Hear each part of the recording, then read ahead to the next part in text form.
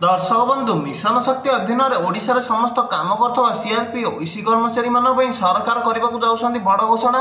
सरकार सीआरपीओ ईसी कर्मचारी मान दरमा वृद्धि करने सीआरपीओ ईसी दीदी मान दरमा वृद्धि घटी 9000 टଙ୍କା होगा जाऊँगी। तेज कौन रही है सबको नहीं बड़ खबर टी जानापी भिडियोटी को शेष पर्यंत जमीती देखूँ।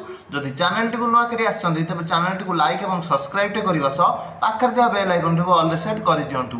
दर्शक बंधु सीआरपीओ ईसी कर्मचारी मैंने बहुत दिन सरकार पाखे दाबी रखी आसुले कि दरमा वृद्धि कर स्थायी नियुक्ति दि जाऊ, बकेया दरमा दि जाऊ, सरकारी कर्मचारी मान्यता दि जाऊ एवं अवसर पर आर्थिक सहायता राशि दि जाऊ। यही सब दाबी नहीं से भुवनेश्वर सरकार विपक्ष आंदोलन करने सरकार पाखे यही सब दाबी रखी आसुले। तेज सरकार शासन को आसवा पर आम उपमुख्यमंत्री जी कि प्रभाती परिडा सी कहते कि मिशन शक्ति आउ थे पुनर्गठन हो, मिशन शक्ति को आउ थे किपरि ऊपर को उठा से सरकार चिंता करेंगे और सरकार से किसी प्लान आने और मिशन शक्ति काम करता सीआरपीओ ईसी कर्मचारी मानकर से जो दरमा वृद्धि होगा नहीं सूचना आसूची।